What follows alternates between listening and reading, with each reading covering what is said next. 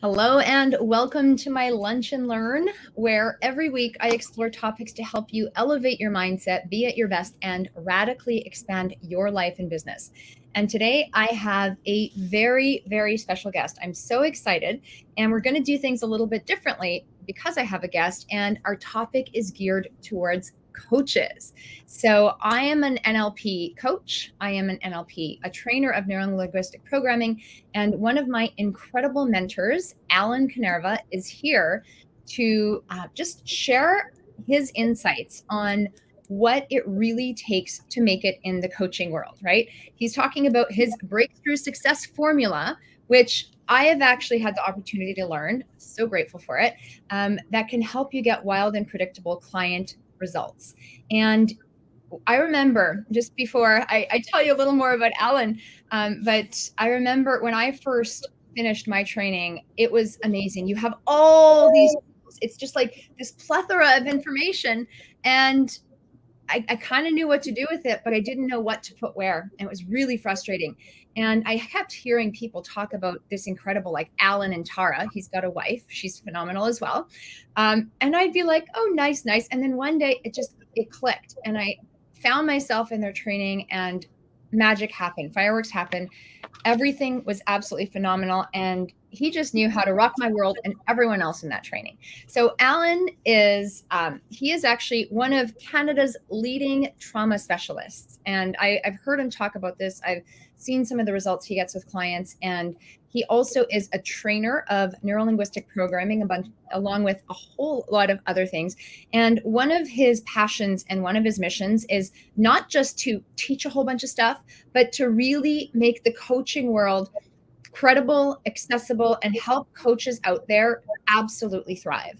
So I am very pleased to have Alan here. Thank you for coming and thanks for doing this interview. It's something that we just whipped up last minute, and I'm so happy that you were able to do this. So thank you for coming. That's a heck of an introduction to live up to. Larissa, you've laid down the gauntlet for me. Thanks so much. You invite me to a lunch and learn, and then you set the challenge out. I think I'm up for it, though. I appreciate it.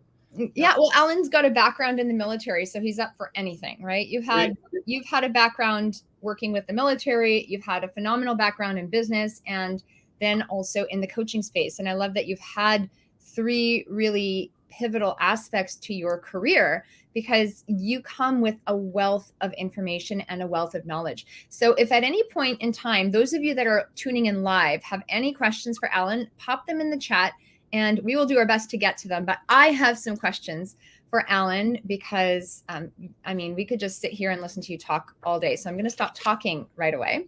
But I'd love for you to just share a little bit about your background and how you got into training and into this field of NLP and coaching. Yeah, it's a great place to start, I think. I think the first thing that's really important to know is that our background, our experience, our personal life experience is so important in what we do as coaches. That is one of the discerning differences between coaching and psychotherapy. Therapists, by their very code of ethics and their college, are not allowed to share their personal story and to get any sort of real connection about who they are. They get a connection between clinician and client, or clinician and patient, actually. But as a coach, we're allowed to connect personally. Our personal story is actually often what resonates with our clients. So my personal story starts in a little mining town in Northern Ontario in 1955. So I'm 67 years old, and I bring a big backpack full of life experience with me. Even the mining town, growing up in the mining town, is part of that. And my foray into becoming an NLP person and becoming an NLP trainer started in 1990. I had taken a contract with the Canadian military to be a helicopter pilot in an organization called the Multinational Force in Egypt. And I had some events during that deployment that rocked my world. Now, one of the first things that happened is I witnessed something in the old city of Jerusalem that when I got back to our base in Egypt, was being portrayed on the 5 major news channels. Now imagine this is 1990. We don't have the internet yet the way we experience it now. And so what was on the 5 channels on TV was not what I'd witnessed in Jerusalem. It was a transmogrification of the facts. And that hit me so hard, I started thinking about, where do I get my information from? How have I created my belief structure? And is it valid? And I knew nothing about NLP at that point. The second thing happened to me was when my wife came to visit. She came to Egypt for 2 months. And we were staying at the Movenpick Hotel on her last night. The next morning, I took her to the airport. I came back to the Movenpick Hotel, and I instantly got flu-like symptoms. Instantly. I was laying in bed, and I said, okay, what's going on here? You're 35 years old. It's 1990. You've been out in the desert flying military helicopters, ripping around. You're ripped, you're strong, you're tanned, and now you have the flu. And that made me review my whole life.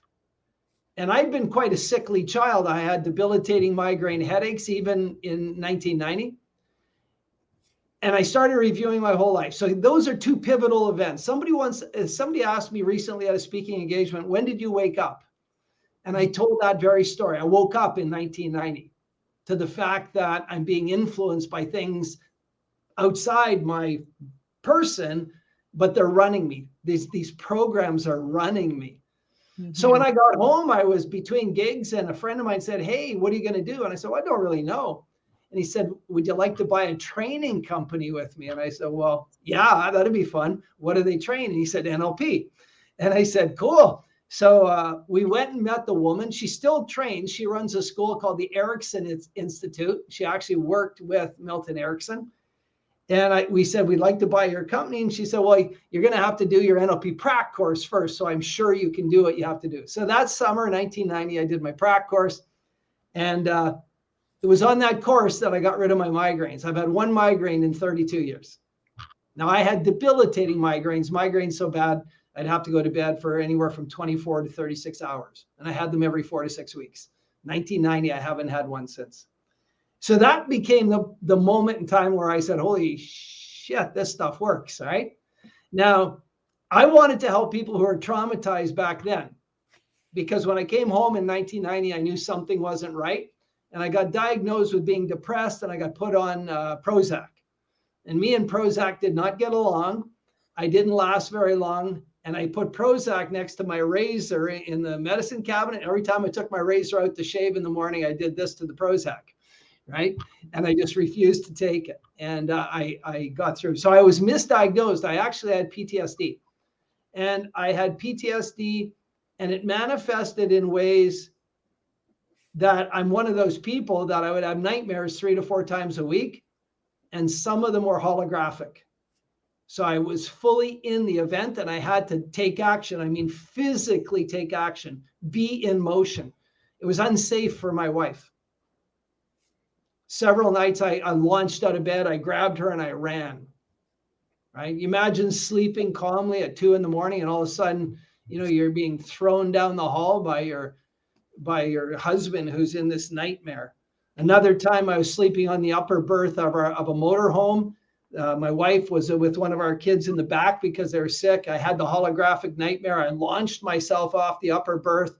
I hit the cabinet with my forearm, ripped my forearm open, missed my face, almost broke my neck, and then left the trailer.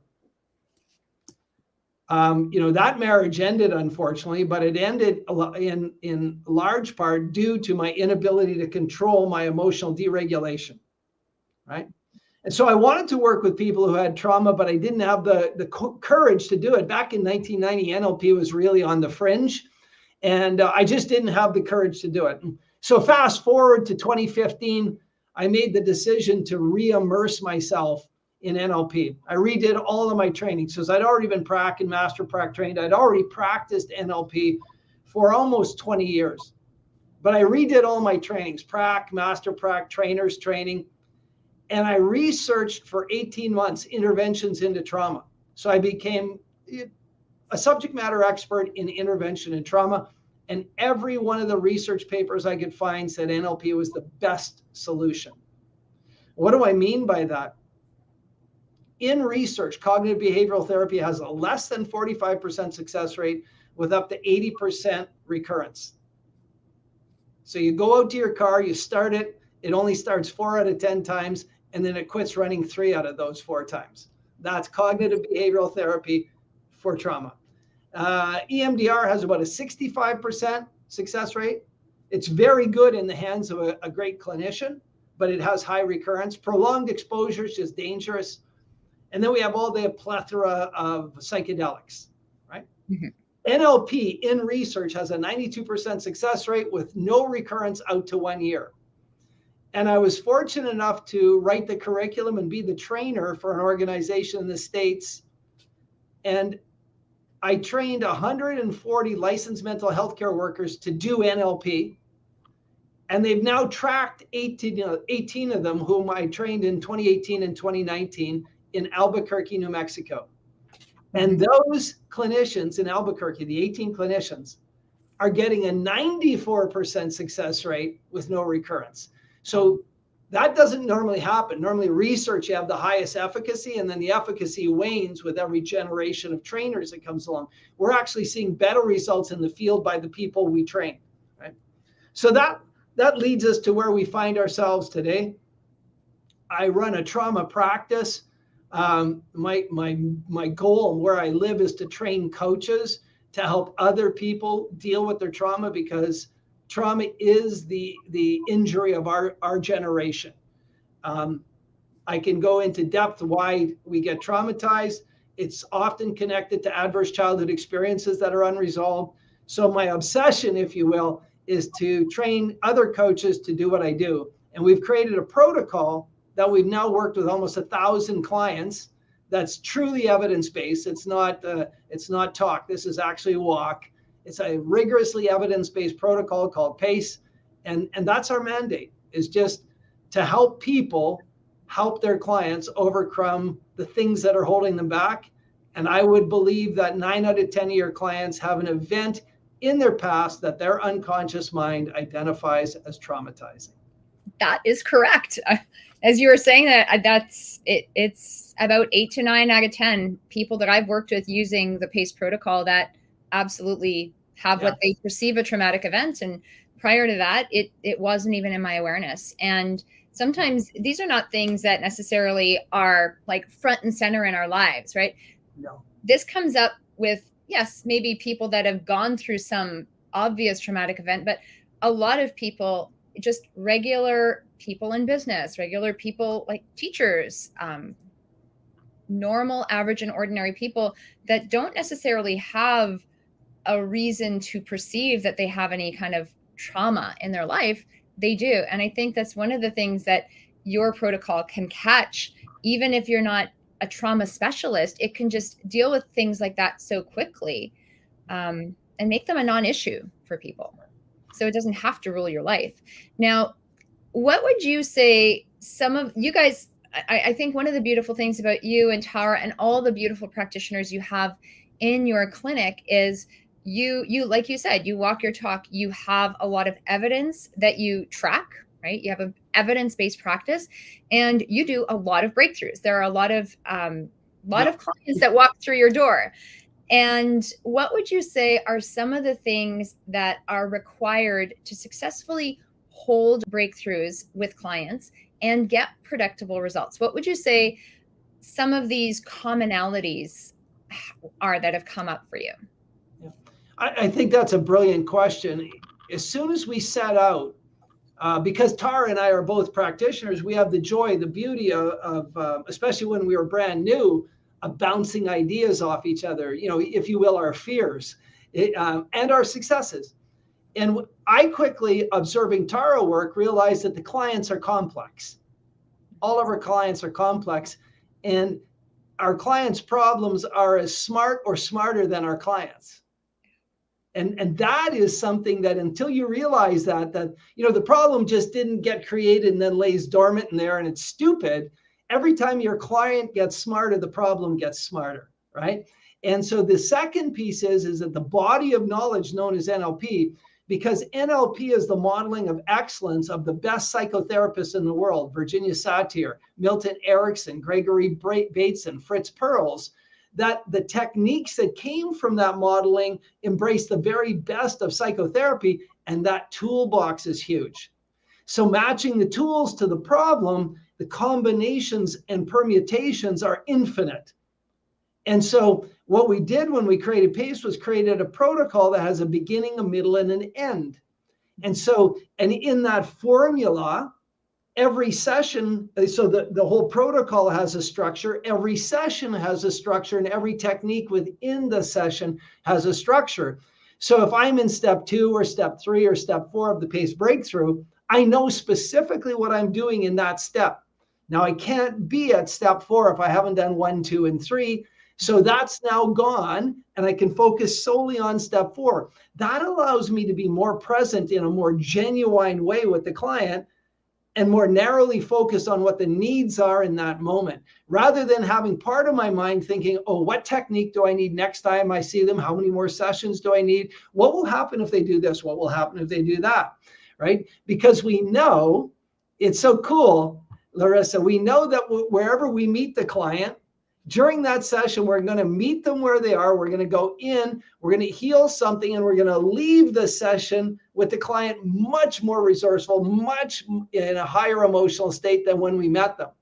And we know that from the beginning of the PACE protocol to the end. We know that in each session. We know that in each technique. And that's based on a concept called fractals. If anybody knows chaos theory and fractals, when you look at something from 10 miles away, 5 miles away, or 5 feet away, you see the same patterns. So I took that fractal thinking and built PACE around that. So everything has a flow. And, you know, as a practitioner, I know when I meet a client for a 2-hour session, they're going to leave better than when they come in, regardless of what happens in the middle. So I'm pumped up. And I can see 3 or 4 clients in a day, 2-hour sessions. I once did 5 2-hour sessions in a day just to experience it, to say, okay, how robust can I be doing this protocol? And because of that, and I anchor all my clients' success. I'm constantly anchoring their successes. So it becomes, I joke, it's like my Tony Stark Iron Man suit, right? Tony Stark's just a human being without the suit. So I'm just another human being, but as a clinician, when I sit down in my clinician chair and I fire that anchor, my resource anchor, I'm bulletproof, right? And I can hold space, and I know in this moment, so I can see client after client, you know, client 1, the first client of the day, maybe on step 1, the next client on step 4, the next client on step 2, and I can just step into that moment and be there for them, get the results that they came to get. Does that answer your question? Yeah, I think that's beautiful because honestly, one of the things that I hear from so many practitioners or colleagues, even from my previous world, I used to work in the Pilates world, but one of the common things was a lot of people take on their clients' energy. And Yeah. one of the things I realized with PACE is there's a lot less extra preparation work because you already have a framework. You still prepare, but you have a framework that you're working with, and you absolutely can be fully present with your client. And because you're leaving them better off than you found them, it's a lot easier to stay out of their story, to stay out of their problem, and thrive. Right? Like you leave energized after a client session, and you know that it's going to be a beautiful experience. Yeah. Even when it starts off, oh my goodness, everything's right. Some of them start off a little rocky. You know that you're leading them down a certain path, and you actually get more invigorated. And I think that was one of the biggest things that I've found. And I've heard from other people, like you can see more clients in a day because of the way it's structured, because of the energy you're putting out. It's so much more pure, it's so much more present, and it's definitely not draining. What would you say, can you talk just a little bit about this idea of evidence? And I know some schools of thought have more evidence in the process than others, but when I heard about evidence before, and I got a huge appreciation for multiple forms of evidence when I started training with you. So can you just explain talk about evidence. Talk about the importance of it for you as a practitioner, for the clients, and why multiple forms are really important. Yeah, I'll do that. And just before I do that, though, some people don't want to be locked into a protocol, right? Some people don't want to be locked into a system. I am in a Myers-Briggs world, I'm an extrovert. In a values level inventory world, I'm a 5 with massive 7 thinking. And then in a NLP world, right? In an NLP world, I'm a visual kinesthetic, all right? And I do pace and get amazing results. Mm-hmm. Tara, my wife, is an introvert from Myers-Briggs. She's a 4 with massive 6 thinking. And she's an auditory digital kinesthetic. So you couldn't be more polar than the two of us. We both do pace, and we bring our innate talents, our innate being into the protocol, and we morph it around us to get those amazing results. So it's a structure that allows you to be you. I actually think it allows me to be more of me, right? Because I don't have to be worried about anything. I can just be me. So I say that. And then when we're looking at evidence, that's a great segue into evidence then, because we both use the same evidence procedure to prove we get results. And the first evidence, of course, is anecdotal. How are you doing today? But we've got a series of questions that are really key to the person's progress, right? So we're identifying the person's progress. And the second piece of the evidence is behavioral. Now, especially with clients who are depressed or have anxiety or going through a divorce or some really tumultuous thing in their life, they're not doing things they want to do. No matter how hard they try, they can't. And so we're always looking for some behavior that our client can't do now, that when their problem is no longer a problem, they'll be able to do easily and effortlessly. So we have the anecdotal check-in, we have behavioral evidence. The next piece of evidence is our activity cards. Now, I read a book called Triggers by Marshall Goldsmith. He is a corporate 100 global consultant, one of the most respected consultants in the world. And he uses this technique with his high performance CEOs. So I said, if it's good enough for him, it's probably good enough for me. And I morphed it for PACE. And it's a way for the client to self-assess on a day-to-day basis for the duration of PACE, how they're doing. And it's not an output measurement. So it's not asking them, are they happy? It's saying, did you do your best to be happy? It's an input measurement. Did you do your best to be find meaning and purpose? Did you do your best to be fully engaged? Did you do your best to build strong relationship? And we add other aspects to that assessment that are important to the individual client. So our protocol is, PACE protocol is 3 weeks of very 5 intense 2-hour sessions. And then we take a 28-day break. Then we do a 1-hour check-in. Then we take a second 28-day break and do a 1-hour check-in. So literally the clients are with us for about 77 days in which they self-assess. So when we start a breakthrough, the clients are self-assessing. Did you do your best to be happy at 2 or 3 or 4 or 5? And at the end of it, they're at 8, 9s, or 10s. So this is a great evidence that they're making progress. So that's the third form. Now, the fourth form of evidence comes from Stanford University. And the survey was created by Phil Zimbardo, the former head of the American Psychological Association. Now, this is a prestige tool. It's been used and recognized in 29 countries with up to around 100,000 people now.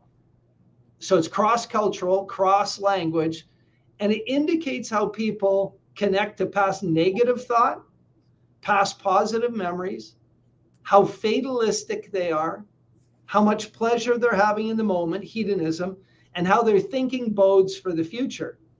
And we do an assessment pre-work and we do an assessment post-work, and those results are graphed. And when you see a change in the graph, you can also witness the client's physiological experience of that change. So that's the fourth evidence base. And then with trauma clients, we use the PSSI-5. Now that's the Post-Traumatic Stress Survey Index from the Veterans Administration. The 5 is from the Diagnostic and Statistical Manual 5. But this is an internationally recognized survey for trauma. So that's the 5th evidence. And all my trauma clients, my personal clients, score as being positive for trauma when I meet them and negative for trauma when I'm done. So we use 5 levels of rigorous evidence. The people get the result they came to see. Mm-hmm. I think it's beautiful because when we have evidence, right, as a coach, we see the changes in our clients, and then when they can actually acknowledge it themselves, sometimes you don't notice the changes as they're happening to you because you're so focused on the day-to-day that you forget who you were and how you showed up a few weeks ago or a few months ago. And when you can actually have that comparison to remind them, like, this is where you were and this is how far you've come, it is just so rewarding when their eyes start to sparkle and they're like, they can acknowledge their success. I think that's probably one of the reasons we're all in this industry, is to see those moments and to have those moments with clients so that we can see the changes actually happening. Now, you bring up such a beautiful point. NLP and timeline therapy and hypnosis are so effective at undoing our negative past that we have had clients, when we meet them, they are stuck. And 11 weeks later, when we do the last check-in, you say, how are you doing? They said, pretty much the same. Yeah. They don't even remember where they were when they met us. Their life for the last 4 weeks has been great. And that's what they mean by pretty much the same. They don't even remember. Tara had one client, she had 11 behavioral evidences that the client gave her of what she'll be doing when her problems are no longer a problem. When she met her in the last check-in and she asked the woman, how are things? The woman said, pretty much the same. And she went through the 11 evidences and the woman goes, oh my God, I didn't even realize that. 11. So it is important for you. And you know what, as our esteem as a coach, and the efficacy of NLP, when you can talk about those results using quantitative, widely recognized metrics, I don't think there's many psychotherapists that test their clients pre and post. I would challenge, in fact, if you have psychotherapists listening, I would challenge cognitive behavioral therapists or dialectic behavioral therapists or EMDRs to tell me what pre and post assessment they're doing that's internationally recognized. Yeah. And I guess that goes into, who is this PACE protocol? Who is the ideal person to learn about PACE, to take on PACE? I know you've got a training coming up. You do run this training every several months. So who is PACE for? And if you're not ready for PACE, what do you need to do to get ready for PACE? Those are great questions too. PACE is for that person who's absolutely committed to getting results for your client, and you're committed to using NLP to do it. So first and foremost, you need to be trained in NLP. And if you're NLP trained, but you're not timeline therapy trained, I will do a NLP timeline therapy training to get you the NLP or timeline therapy training you need. And then you could be an NLP practitioner and timeline therapy practitioner, or you could be a master practitioner.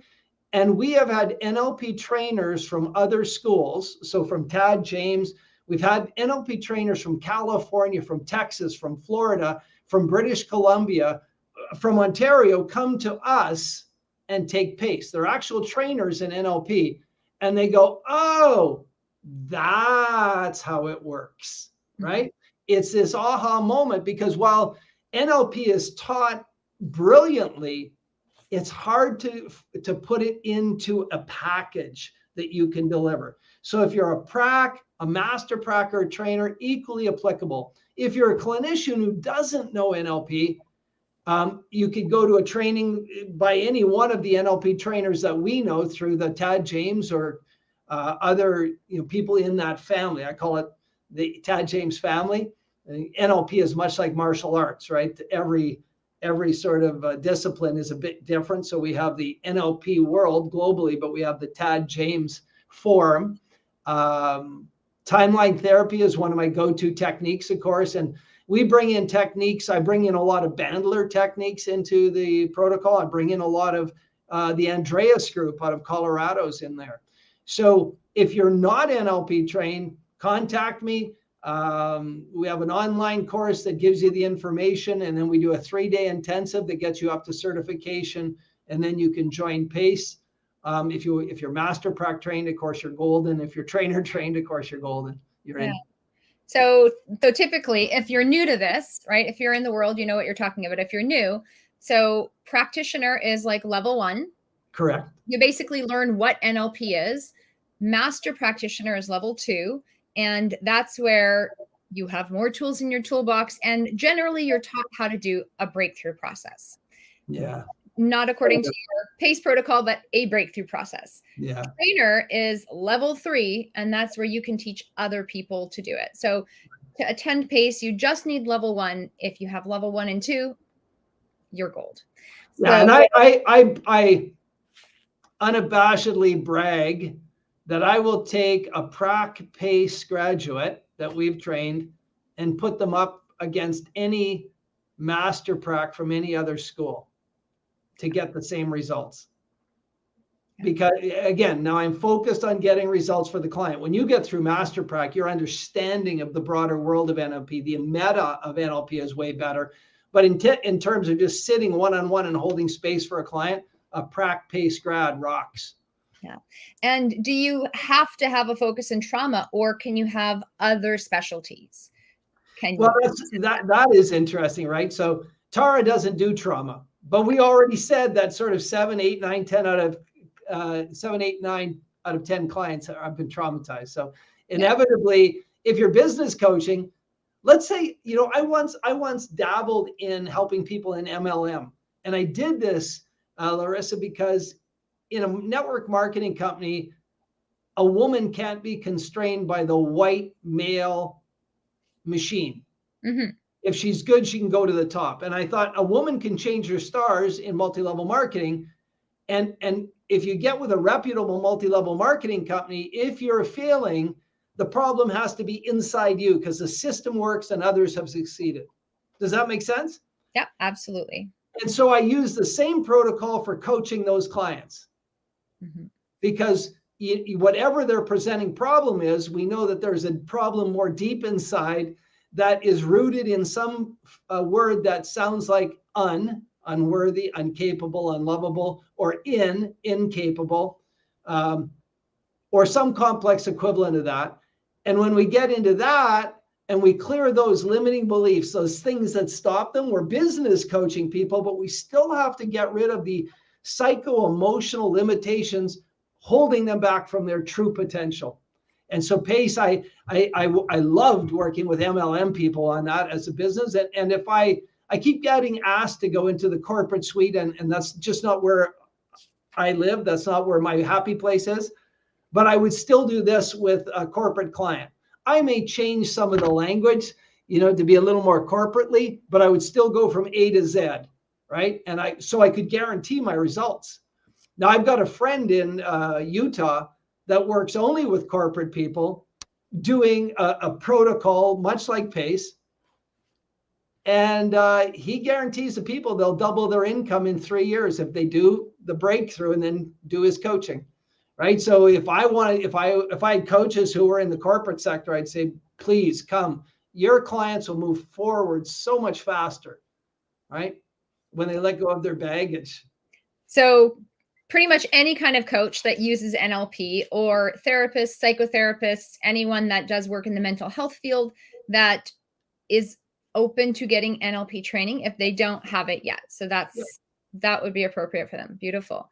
Yeah, and the basic premise is twofold. First, we're constrained by stuff we were taught before we were 7 years old, right? In that beautiful phase called the imprinting phase. And then we take it into adulthood and we don't even realize these programs are running in the background. And you need a methodology that is thorough enough to undo these programs that are holding you back, but also then install empowering programs. And so halfway through PACE, the first 6 hours of PACE is to deal with the negative past. The next 4 hours is to reconnect to the positivity, the beauty in the world, the sights, the smells, the sounds, all the excitement. And then the fifth 2-hour session is to take this massive transformation into the abundant future, right? So this This is the flow of a PACE breakthrough. It's not just you come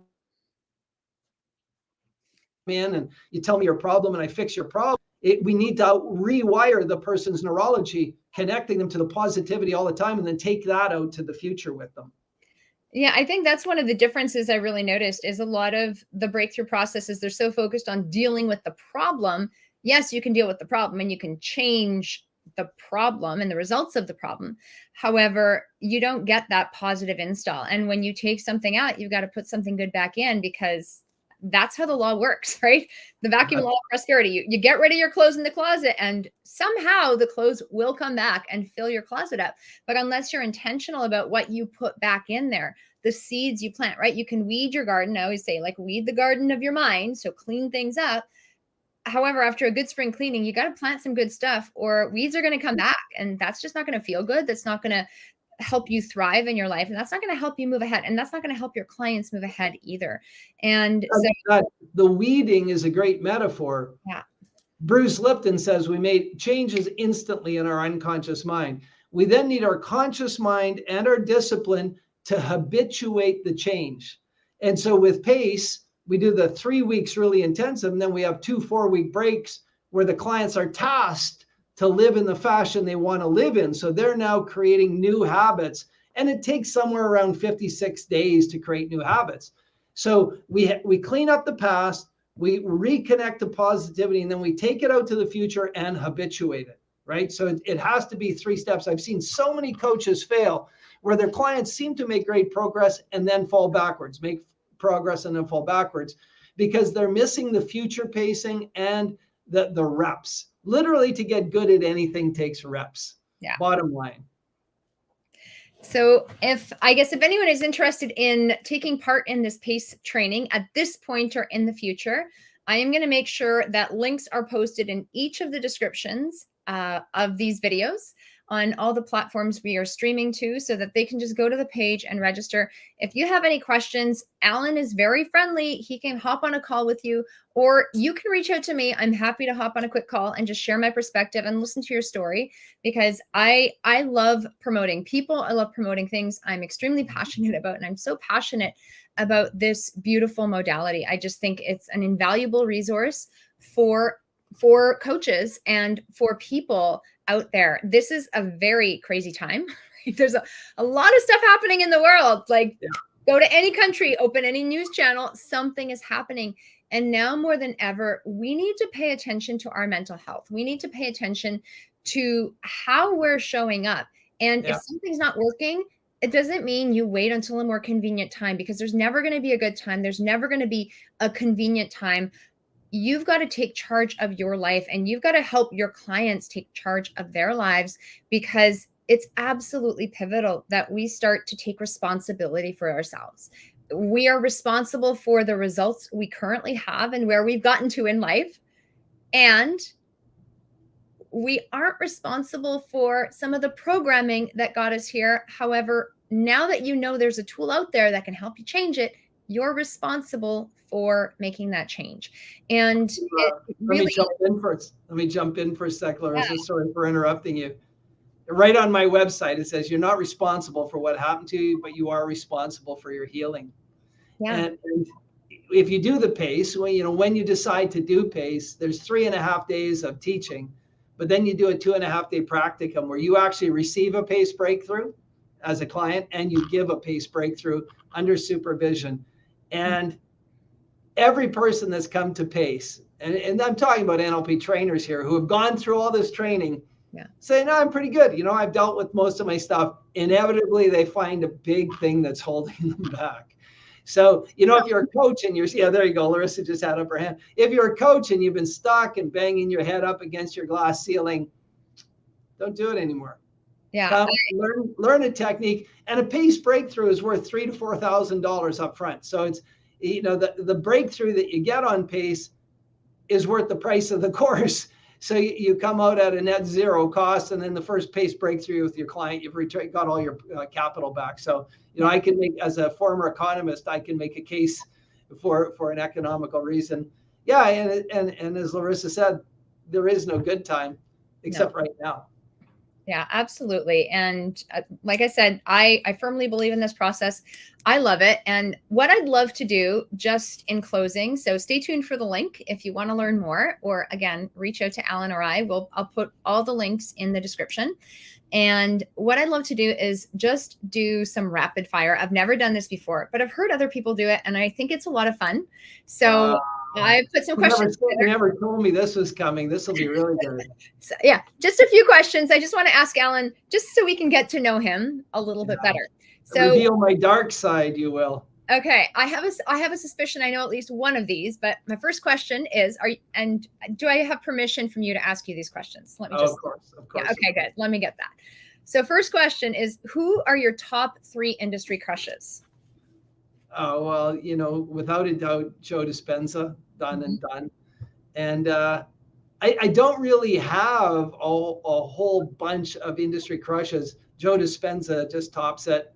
I read a lot around them, but yeah, he's the man. So you only got one. You can't even have 3. I could give you some people, but ask me something else and let me think about my crushes. What are the top 3 books you would recommend? Well, there you go. That's easy. Lisa Feldman Barrett, How Emotions Are Made. You grasp this as a coach. This is life-changing. All right. Second one is Robert Sapolsky's book, Behave. And watch some videos by Robert Sapolsky. He's absolutely genius. And then in number 3rd place, you could pick I would pick something that's in your lane. So for me, books by Gabor Mate about addictions and trauma and life. He's so genuine. I think if Bandler and Grinder were starting NLP over, Gabor Mate is one of the people they would model for his excellence. So those are my 3 best authors, for somebody to really, really get into. And I'm going to throw a 4th one in. If you want to understand about firing and wiring, the negative impact of triggers, neurologically wired to negative states, the book is called Capture, Unraveling the Mysteries of Mental Illness by David Kessler. And then you'll understand why NLP, you read those 4, you'll understand why NLP is so effective. All right. Now, what's one thing you're really, really proud of? Only one, right? You wanted 3 authors. Now you're down to 1. I'm going to go with 1. Otherwise, we're going to be here till like 6 o'clock tonight. My children. I've got 5 beautiful children. They're all unique. They're all beautiful. They're all gifted. My kids. And if you were to rewind your life and do something differently, what's one thing you would do differently if you could? I'd complete my military career. I'd serve all 20 years, and then I'd do exactly what I'm doing today. And what's a favorite food you just can't live without? Well, my favorite food I can't eat anymore, but it's pizza, and but gluten, tomato, and cheese are all inflammatory. So I'm kind of lowering the inflammation. But pizza, and pizza. Okay. Well, maybe we could talk. We might have some alternatives for you. Well, my City Pizza across the street makes me a cauliflower crust pizza with pesto, so I'm all good. Okay, good. And what would you say abundance means to you? So we are Abundance Academy. That's my company. And I know you have the Abundant Coach. And what does abundance mean to you? Well, abundance has to be unique to the individual, right? Because we all have rules that we set. But I think first and foremost, we need to be abundant physically and emotionally. We have to experience the full range of emotions, positive and negative, in warranted and appropriate ways. And then I think we have to be abundant spiritually, understanding that we're probably part of something way bigger than ourselves. And I think when you're emotionally, physically, and spiritually abundant, then you become abundant in your relationships, and you become abundant in the things that you need in your life or want in your life, right? And to me, that's abundance, right? And a person may live in a 1-bedroom apartment and be totally abundant. Certainly, if you talk to a monk, a Buddhist monk, they would tell you that they're abundant. And I think that is the definition, right? So a monk is physically, emotionally, spiritually abundant, and they attract the things they want, relationships and things. So. And money can be a part of it, though, right? Yeah, it's part of the things, right? Part of the things. So Yeah. And money to me is some form of energetic abundance. So if you're putting out good energy, you'll attract good energy, and that's an energetic abundance. But I think, again, the foundation has to be emotional, physical, and spiritual abundance. Yeah, beautiful.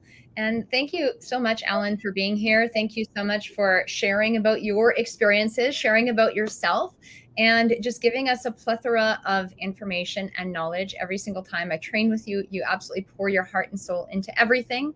I think your dedication to the coaching space is phenomenal. It really, truly is. I know I've trained with you. I've had several colleagues train with you, and everyone says the same thing. So Alan and Tara, you guys are both so incredibly giving, and the work you do truly does help us as coaches set ourselves up to help our clients have wildly successful breakthroughs with predictable results. And that's what clients come to us for. They come to us to get results. They come to us to change, to elevate, to transform their lives, whatever that means to them. And it's up to us to honor that space and to help them get there as quickly and effectively as possible. We love our clients, but we don't need them to stay with us for 2 decades, right? It's all about how can we help you empower yourself. And this, like I said, is by far one of the best and most predictable things that I have found that actually works. It's so easy. It's so simple. It's so straightforward. And it puts you and the client in an empowering position. So thank you so much for joining us here. You're very welcome. Thank you for the opportunity to share this. I appreciate that. All right. And we will be back next week with another Lunch and Learn. So stay tuned.